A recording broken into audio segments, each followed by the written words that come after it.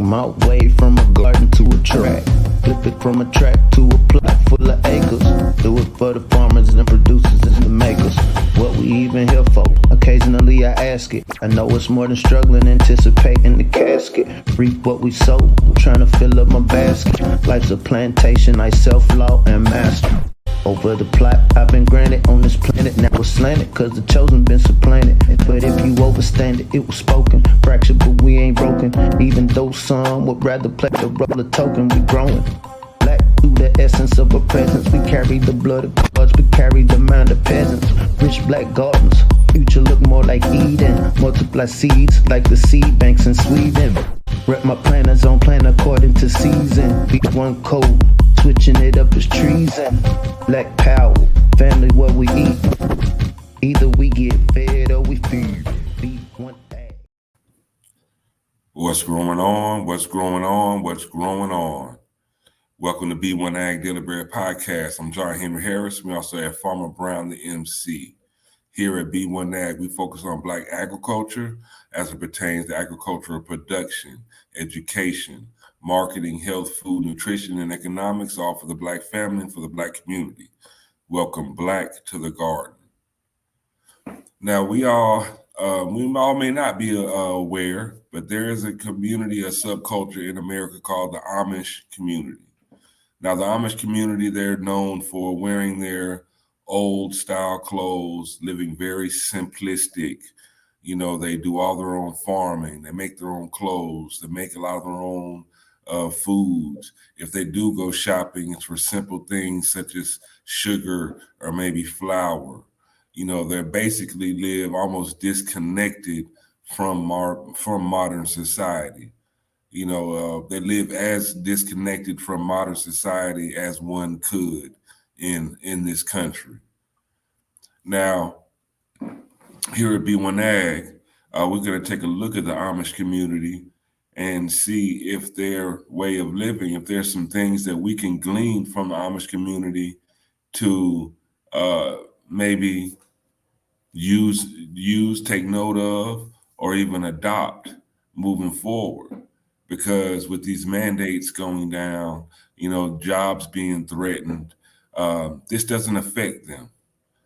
Inflation, you know, gas prices going up, you know, the cost of utilities increasing. This does not affect the Amish community. You know, they're basically a self-sustained, self-sufficient community. And there are definitely some things that we can pick up, learn, and glean from them moving forward as things continue to change, and also as things continue to worsen in this country as it pertains to our economy and just our overall general way of life.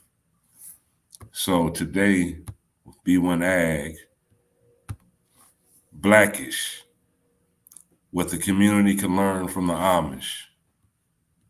Farmer Brown, what do you think about Blackish? First, I'd just like to say peace to the B1 family. Hope everybody's doing well. My mom gave me some great advice. This was a few years back. She said, "Son, if you want to do something, you know, people's opinions are like assholes. Everybody got one. So if you want to learn something, get advice from those who are doing what you want to do and have what you want to achieve." As a melanated man, I believe that our community, our lineage, our bloodline is greater. We're the root of everything that exists on this planet. Here at B1AG, we continuously have this conversation about getting Black to the garden, Black to the roots, Black to the essence. When we think about the long term, when it comes to information, when it comes to history, there are these little niches within the world that have been able to retain our history better than we've retained it ourselves. And so I think when I think about the Amish and Mennonites, there are some things to glean when we think about now what do sustainable melanated communities look like moving forward. Like you said, during we have these mandates going on. They now have a B1 variant. What is it? Omicron. And so all of these are things that are indelibly going to affect our communities. And so I think, once again, when we think about, we know we want to survive, we know we want to thrive. what are the best models to apply when we talk about this B1 algorithm, this B1 code. And I do think the Amish, there are definitely some things to glean from their community. And so I look forward to deep diving into this conversation. Now, what does a black, this is a question, and it's like we have to use our imagination a little bit. But what does a black sustainable community look like? What does a black slash Amish community look like? We have an interesting infographic, and this is actually from a real picture that we found about a black Amish in Cleveland, Ohio. Check this picture out, y'all. So, family, if you look down in the bottom left, and so this video is actually a video that had gone viral a couple of months ago. This was 200 Amish men lifting the barn, moving it. I think this speaks volumes. So if you can leave this up for a second, we're very colorful people. Our culture is very expressive. That's the essence of hip hop.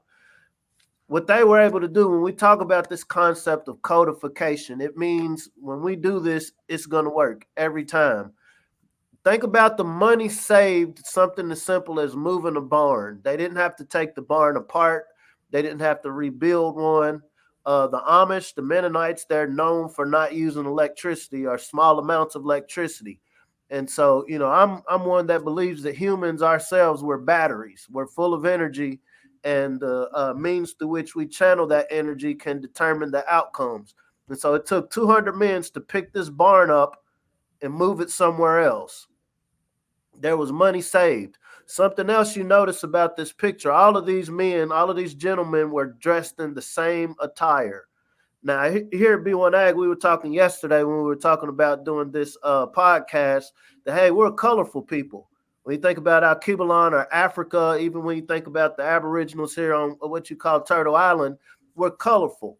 And so when we think about this uniform, it isn't necessarily everybody's just wearing the same exact thing, more so than being of one accord, being in the same jersey. Embrace this melanin jersey that we were all endowed with at our birth. You get a lot more things done and it costs you less. The Amish live in an agrarian community, an agrarian economy, meaning their economy is based around agriculture. It thrives in the midst of modern society, not because of its inherited advantages, but rather because it borrows more from that society than meets the eye. Modern society is highly dependent on the division of labor and vast networks of traders on information and communications. The Amish keep all of that within their community. Instead of going outside, we're huge proponents of the Black grassroots. We're huge proponents of being able to tell our own narrative versus looking on the screen for somebody to tell us, what our condition is. Like I said, I tend to believe that we can outcompete anybody on this planet. But to be able to outcompete, it means we have to be Black to our essence, Black to our grassroots of what made us strong, made our ancestors strong in the first place. Once again, at B1AG, everything goes back to food security. Everything goes back to how well can you feed yourself. When we think about the concept of what makes a community resilient, is it your ability to entertain? Are the Amish a resilient community because they can, go protest? I don't think I've ever seen Amish, any sort of news stories about the Amish going to DC asking these people to give them something. Their power is self-contained. There were some articles we wanted to go over as far as how they've survived during this pandemic, however you want to frame it. And because the fact checkers got a hold of it, we don't want to, put that out there. But according to some stories, they were able to gain herd immunity. They're a communal society, meaning some of their rituals that they do, they'll eat from the same bowl, because we know that eating, something as simple as eating, is a very spiritual communal activity. And so what happened was, I think this was about a year and a half ago, in some of the communities, a lot of them ate from the same spoon and caught the Divok, the Ovid K. And so what happened, the concept was they gained herd immunity by eating of the same bowl. And from that, they healed one another.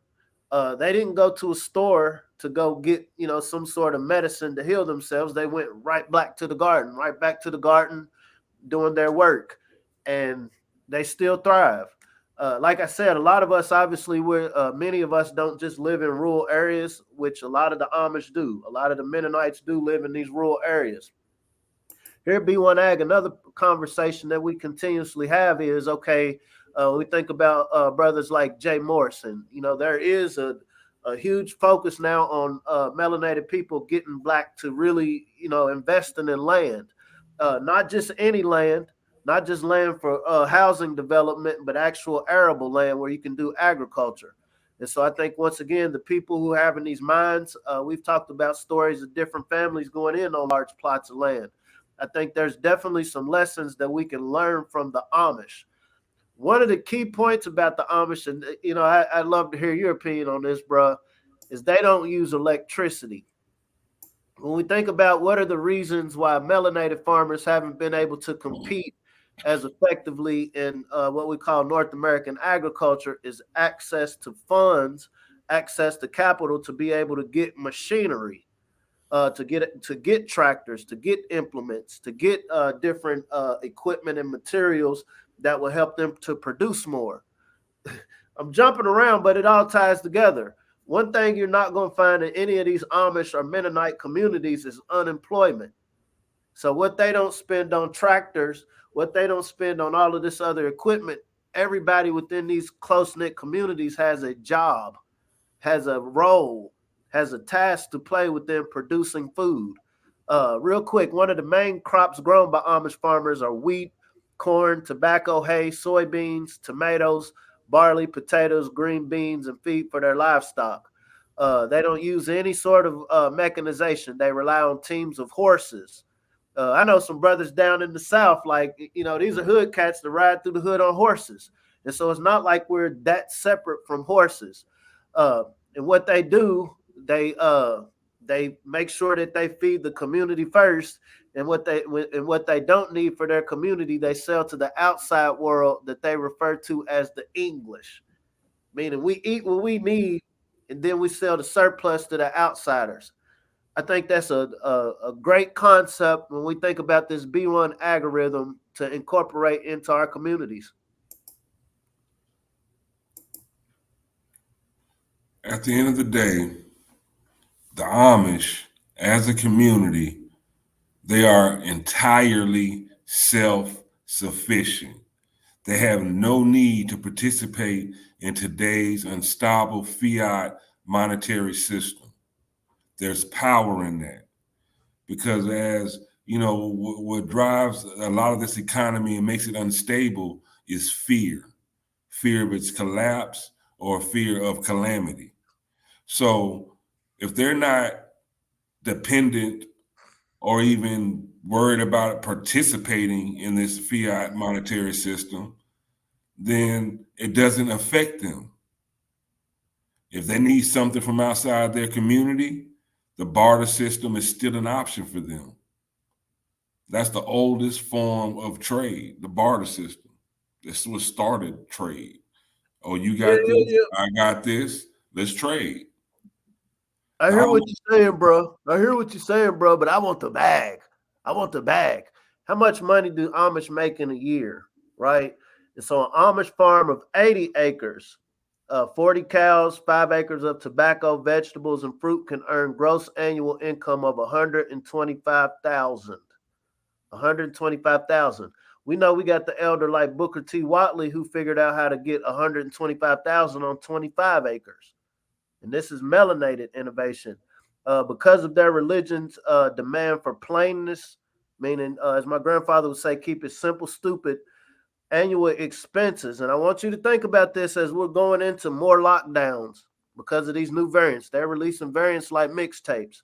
The average Amish family with 6 children spends $6,000 to $8,000 a year, and this is food, clothing, and shelter. $6,000 to $8,000 a year. In mainstream society, and I know this to be true, raising one kid is $9,000 on average, but they're able to raise a family of 6 children from 6,000 to 8,000, and this takes care of their food, clothing, and shelter. Is that something to be learned to? Is that a strategy that can be incorporated in our communities where we know we don't necessarily get all of these reparative infusions of capital from the so-called governing bodies, from the powers that want to be? We see that when it comes to a lot of the job loss that's coming over the horizon, it's going to be our communities that are going to be affected. Uh, I think one of the first rules was to be fruitful and multiply. So I'm definitely a proponent of us reproducing ourselves. But in reproducing ourselves, we have to be able to feed one another. Once again, if we see that jobs are being lost on the corporate level, the 9 to 5s, the ones where we clock into, that doesn't mean that there's nothing or a use that we don't have. This is why we really focus on this growing concept, this growth mindset. When you understand the way a food system works, it takes, what did they say? Many hands make light work. That's one of the reasons we promote the healthyblackfood.com. It didn't, good morning, sister. Uh, it isn't just about growing cute gardens. There's something to be gained by learning how to grow food. There's something to be gleaned when you think about agriculture. It is a team sport. It's a game of niches. I might not be the one that can go out here and work with these animals, but I might be great with these plants. I might not be the one that knows how to seed properly, but I got a lot of energy. You got these young cats that got all this energy. Okay, you're going to go out here and harvest. Like I said, what they don't spend on tractors, guess what? This goes into sustainable households. Uh, they say that not their religion doesn't it doesn't promote for them to watch TV. Peace, brother. It doesn't promote for them to watch TV, but they do occasionally. When we think about the images we see on TV, because once again, we're a very perceptive, very perceptive people, and optics are everything. The screens that we have are always going to show us the worst of ourselves. I dealt with this on my personal path, just promoting Farmer Brown. You would be surprised how deep the rabbit hole goes when it comes to us wanting to assert our prowess, wanting us to focus on our strengths versus our weakness. There's a very intentional social engineering and marketing that goes into, black exploitation, blacks being needy, black people not being able to do for self, black people not being able to think. Dr. Boyce touches on this a lot, where when we think about our hip hop music, this is our creation, but it's been used as a weapon against our culture. It's been used as a weapon against our ability to see the greatness in ourselves. And so that's why I think, regardless of the messenger, I think the message that the Amish, through their actions, is a great one for us to not model per se, but to look at as a frame of reference. Now, what does one of these Amish communities look like in one of our melanated communities? Obviously, we're not going to be moving barns around, but are there other structures? We know that high tunnels are very useful when you're wanting to produce year round. And so the same way they were able to get 200 Amish men to get up and move this barn, are we able to get 20 melanated men within any random community across Turtle Island, North America, to go in on? Yes. I've met some of them. I ain't gonna say fortunately or unfortunately, a lot of them don't deal with melanated people, and I think it's because we don't want y'all stress troubles. That's cool. That's cool. The thing to be gleaned from y'all is what works for y'all. Because at the end of the day, when we talk about building this melanated black nation, it's going to take us doing for self. It's going to take us being self-sufficient. It's going to take us not being dependent on devices or as dependent. Does this mean like all of the kids, the teenagers are going to just suddenly get off of their devices? I think that's unrealistic. But is there a way that us elders or those of us that, understand what's going on a little more, is there a balance? Okay, you're going to spend X amount of hours on this, but because our community cares, because we know we got this B1 focus, we're going to make sure you spend X amount of hours producing something as well. Not only are we going to say, hey, y'all need to go out and work, we're going to get these distressed properties. Like I said, taking models like the brother Jay Morrison. We're going to invest in these distressed properties. Oh, these plots in the hoods, you think about Detroit, peace to the brother Malik Yakini.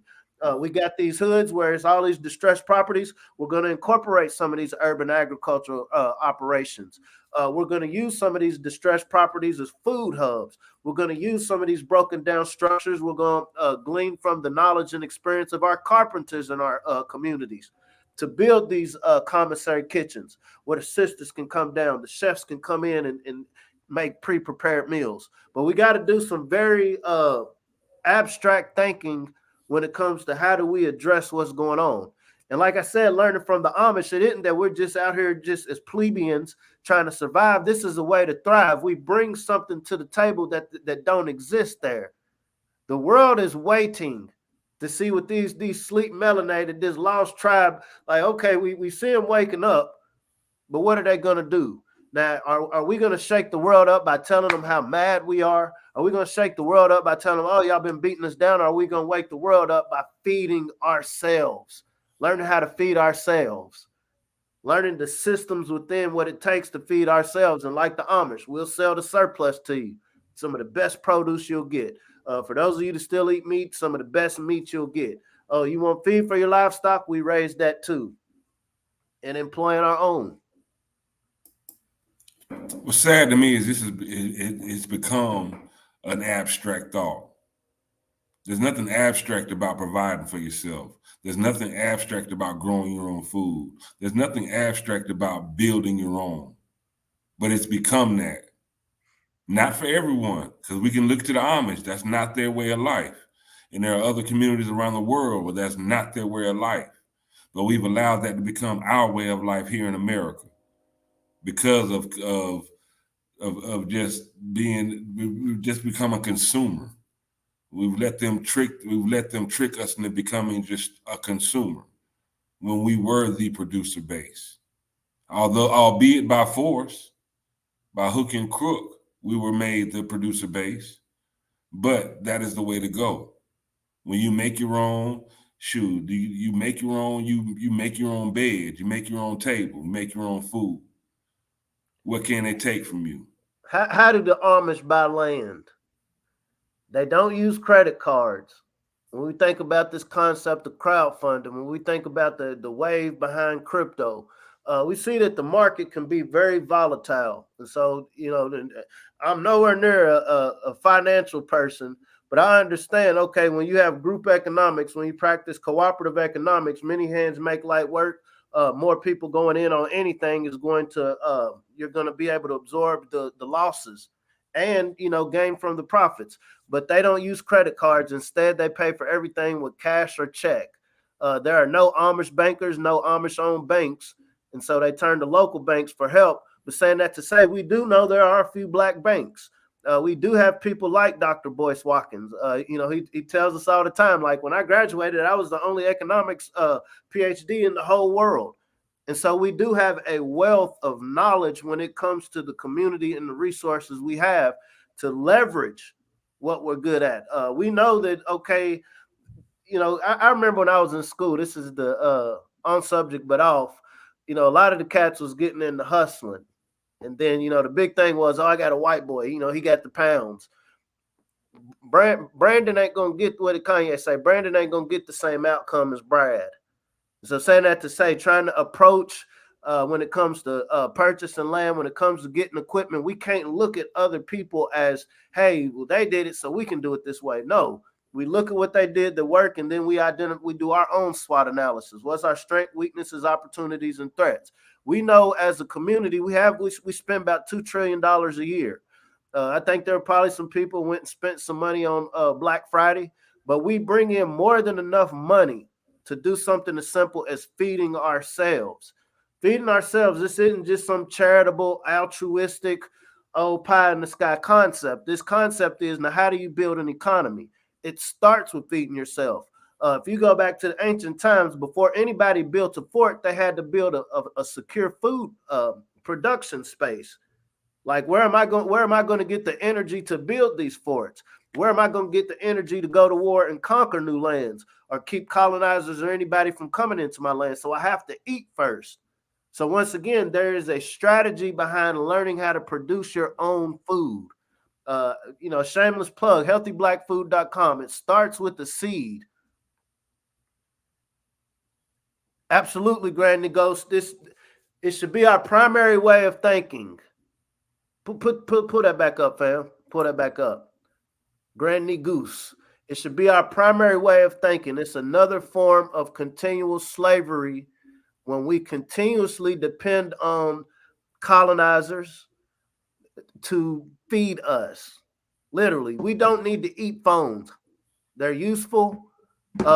We don't need entertainment. I mean, it's cool to pass time, but when we think about the times that we're going into, the ability to feed ourselves, I know plenty of individuals that are great producers, livestock producers, vegetable producers. I know plenty of individuals, but I also know how compromised they are because, okay, I'm in a community where I'm surrounded by others that any given moment they're codified on knowing the value of this land and what I do, but do my own. What do they say? His own receive them not, right? And so how do we as a community start placing value on our black farmers, melanated farmers and producers? Not only is just this romanticized concept, but as, hey, this is a staple of our community. This represents strength in our community. When we talk about building this nation, every structure has a strong foundation that can withstand the winds, that can withstand the water, that can withstand the elements. This foundation is food production.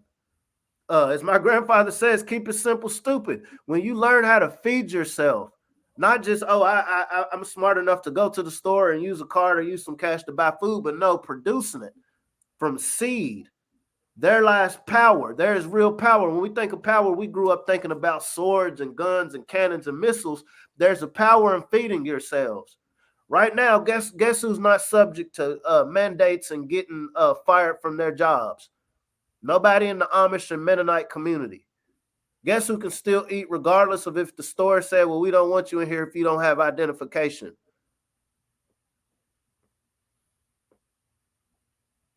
Guess who home, what do we talk about? One of the beauties of the Black Business School. They don't have this concept of the public schools contaminating their kids' thoughts. They teach their own that you're going to get out here and produce. We don't have to, walk around in black and white clothing or dull looking clothing. The same way they produce their clothes, I keep thinking about Kanye and what he's got going on. We can produce this colorful, uniform, melanated brand of clothing, apparel from something like hemp. We know that hemp is hemp is a very valuable regenerative crop that we see now. A lot of the legal restrictions have been lifted. How do we as a melanated community seize upon it? Yeah, there's value in hemp oil, but what about the fiber? Are we mastering? Are we working with the carpenters? Are we working with the construction workers and builders to figure out how to incorporate hempcrete? Bricks made out of hemp. Are we looking at, okay, what if we have a groundswell of our people that are getting kicked out of these cities, that are being gentrified, that are basically being forced to go in the wilderness? Do we have a brain trust of melanated family who's thinking beforehand, like, okay, maybe we make these hempcrete villages, maybe we make these hemp fiber villages, these shipping container villages. We have the power, family. The land, there are 1.9 billion acres in North America alone. 75% of us only live on 3% of the land. So what that represents to me is there's nothing but air and opportunity, but it starts with the seed. How do we get in? Good question. And so once again here at B1AG, in the spirit of the elder Nellie Fuller, I'm still learning. But Turtle Island, when you look at it, has the shape of a turtle. For Aboriginal people, that Taino copper color Aboriginal people, this is what this land was called. Here at B1AG, we try to keep our conversation around food security for melanated peoples. Unfortunately, one of the things that divide us, there's a large contingency of us that have tapped into our ancestral roots, and we understand, okay, yeah, maybe all of my ancestors didn't come from over the ocean during the slave trade. And so those ancestors would have classified this land as Turtle Island. Am I saying that the slave trade never existed? That's not what I'm saying. Am I saying that everything didn't come from Africa? There was also a thing called Pangea. This was when all land masses were together. I tend to believe from a geological standpoint, wherever there was an equator and long exposure to the sun, you had melanated people. And this is across all continents. But to answer your question, Turtle Island was basically the shape of what we call North America. As to not divide us more, I acknowledge that. I acknowledge my Blackfoot. I acknowledge my Cherokee. I acknowledge my Washita lineage. But I also know that, okay, upon acknowledging these things, that creates a whole layer of chaos when it comes to how do we get 200 men to lift this barn? How do we get a critical mass of us to agree to work on feeding ourselves? And then once we fed ourselves, then we can sit down and hash this out. Now, what is your history? Where did you come from? What form of the Most High do you ascribe to? What form of religion? Because once again, there's this power in divide and conquer. And, unfortunately, a lot of us, we're taking our eye off of this bigger ball of feeding ourselves, of building this nation that we speak of. And I'm not going to say petty, because petty is not the word I want to say, but these arbitrary things that could be hashed out over a meal. But we're not going to have that meal until we prepare it. Because trying to have this conversation at somebody else's table, it ain't going to happen. Thank you for asking that. I saw the other day somebody said, "Man, you sound real Christian. You keep going back and forth from North America to Turtle Island." And once again, that's very unfortunate. One of the scientists behind B1AG, and we'll just be very transparent, Hen and I, we really sat down trying to figure out, like, man, this is very important for us, considering what's going on. What is the most common thing that all of us have in common? We know that all of us have an appetite. All of us need to eat, whether you're into fasting, whether you're vegan, whether you're plant-based, whether you still eat meat, whatever it is, we all need to eat. And whatever it is we're eating, I think the majority of us will rather eat something that's natural than lab-grown.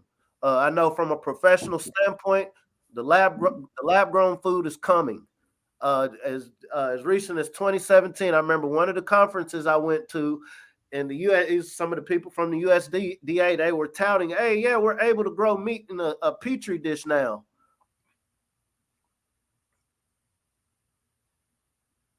Right. So we know that lab-grown meat is coming. And so when we think about what are some codified, concise, very specific conversations to have, productive conversations to have, we understand food production, because economies that change over time. There was a time that there was no such thing as a dollar, no such thing as Bitcoin, no gold at one point in time wasn't valuable until somebody said, "Hey, this shiny, malleable metal is valuable." Before then, it was literally, when we talk about getting black to the basics, black to our essence, it was, "Hey, you have 2 apples, I have 2 oranges. I'll give you one of my oranges if you give me one of these apples." And we had this tangible trade. We're in a world where, okay, tangibles aren't that, we were talking about the other day about this virtual reality where people are buying land in the metaverse. And so we have people spending real resources on virtual properties. And so it's our thing, okay, how do we get to a real conversation? How do we try to eliminate the things that are dividing us? Soylent Green is people. That's a whole other rabbit hole to go into. So once again, there's a contingency of a large amount of us that never even heard of Soylent Green, never even saw the prophetic value in that movie, Soylent Green. So once again, how do we frame this conversation and have the conversation without, going into, well, you said this differently than I would say it. You wear this differently than I would wear it. You pray to this or acknowledge this or meditate this differently than I would. We all have to eat. And when we can feed ourselves, there's no power like sitting around this good wooden table that was grown in this melanated agroforestry operation with food on it that was grown from melanated producers. And we have our melanated conversation.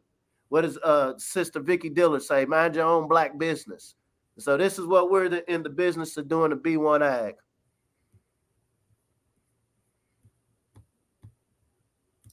Make sure that you like, share, and subscribe. Join the conversation.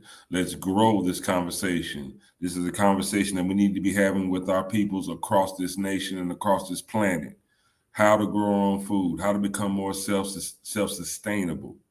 It's becoming more and more important. It's more important now than ever. this economy, this everything, this whole way of life that we're on, this trajectory is falling apart. It is crumbling before our eyes. It really is. So what are we going to do? Are we just going to wait for it to crumble on our head?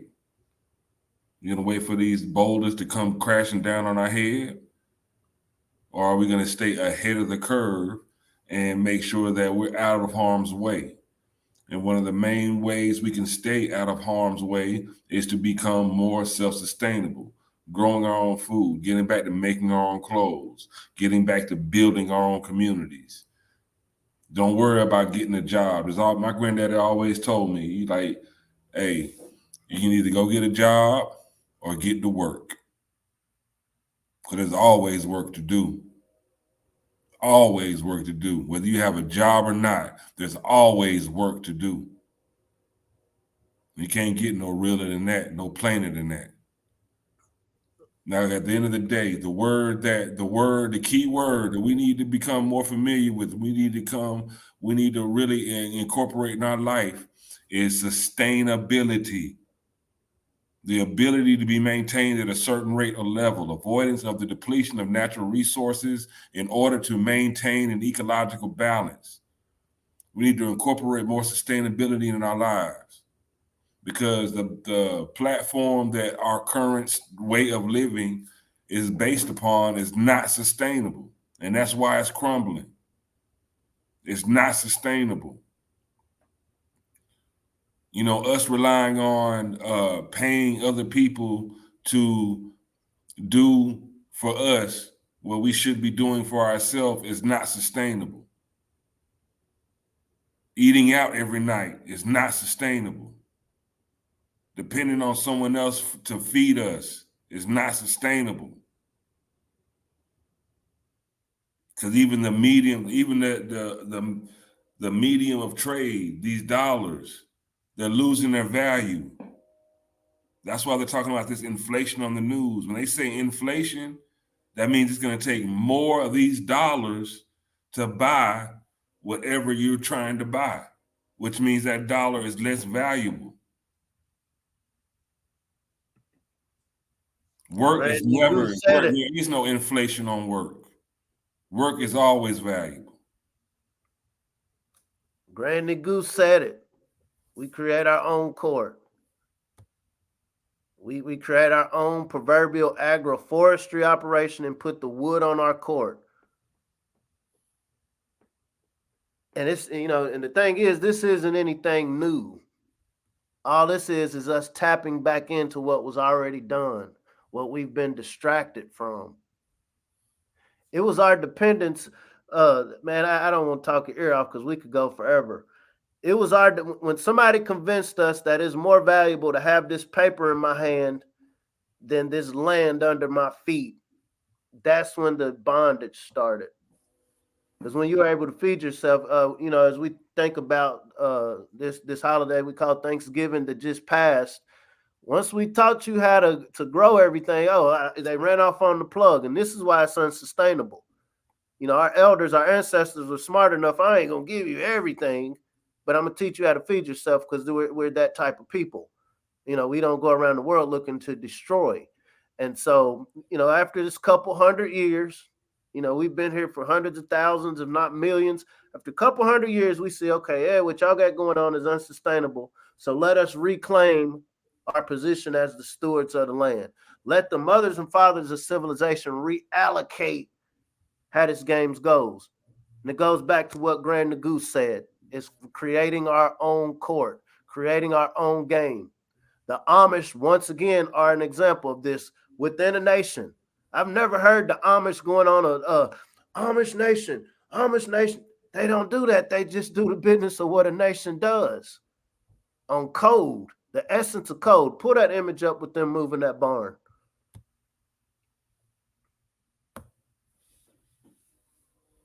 Many hands make light work. You've heard us say this on this platform a lot. And this is a perfect example of many hands making light work. Many hands make light work. They're picking up a building, y'all. Because the foundation of their people is the people. They focus on the foundation of their way of life is their people. So anything they need, if they can move a mountain, if they need to move a mountain, they're going to move that mountain together. Surely we can come together as a people, loving ourselves and putting ourselves as the foundation of a way of life to at least feed ourselves. Surely we can do that. Many hands make light work.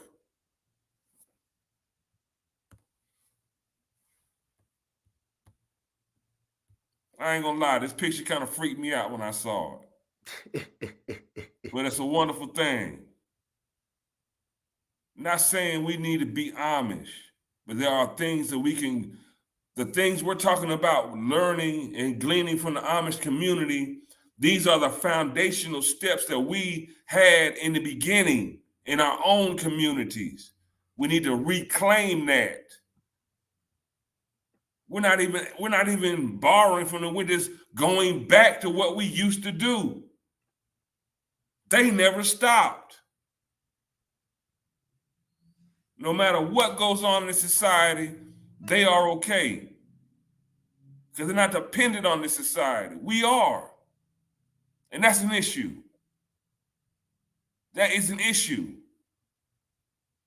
We're going to have to change our way of thinking. These little creature comforts that we've gotten so comfortable with and accustomed to, we have to let some of this stuff go. And it's not painful. Just let it go. Get black to the garden, black to the essence, getting black to what really is important. And there ain't nothing more important than this grand land and this nature and this life that was bestowed upon. There's nothing more important than that. You can keep that metaverse. Creator gave us a whole universe. Let's take care of that. Let's make the best use of that. Be faithful over a few things, I will make you the ruler of many.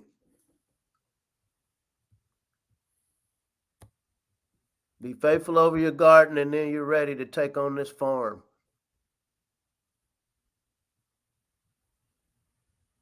So y'all, Blackish, what the community can learn from the Amish. This is a question we pose. But we as a community, even though we look at with this question we're posing, look at the Amish, all we need to do is look at our own history. Let's go back to what started us. And it's the same principles. Self-sustainability, being self-sufficient, taking care of your own, doing for self, living with the land, living with the natural cycles of life, ain't cutting no corners. And there ain't no thinking you can do it better than what God created. We can't do no better. We're man. Everything we do is messed up. And if it ain't messed up now, it's going to mess up later, sooner or later. Because we're flawed. Can't help it. We're man. We're mankind. Men and women. We're all flawed. Accept it. But thank goodness, thank God, He's laid out perfect examples for us. Let's lean on that. So, Farmer Brown, It's been I believe it's a good conversation today. Definitely need to get back to the garden, healthyblackfood.com. Sign up, learn how to grow your own food. This is just one of the foundational steps in becoming self-sufficient. Learn how to grow your own food. Like, share, and subscribe. We need to grow this platform, y'all. We need to get more subscribers at Daily Bread, B1AG Daily Bread podcast on YouTube. We need more subscribers so we can reach more people, so we can get this word out. Like, share, and subscribe. We're also on the Black Boss channel. Like, share, and subscribe. We have to grow this conversation. We have to. We're not just out here talking about content creators. This is a trumpet we're blowing, y'all. We're blowing a trumpet. Can you feel what I'm saying? We're blowing a trumpet. I'm not doing this for like, even though I say like, share, and subscribe, this is not what I'm doing it for. I'm blowing a trumpet, y'all.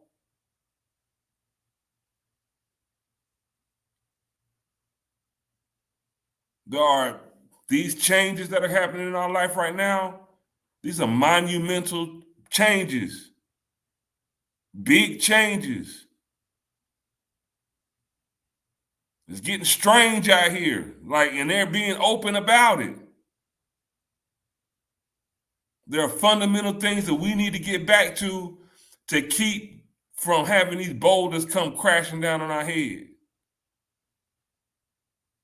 Stay ready, you ain't got to get ready. Stay ready, you ain't got to get ready.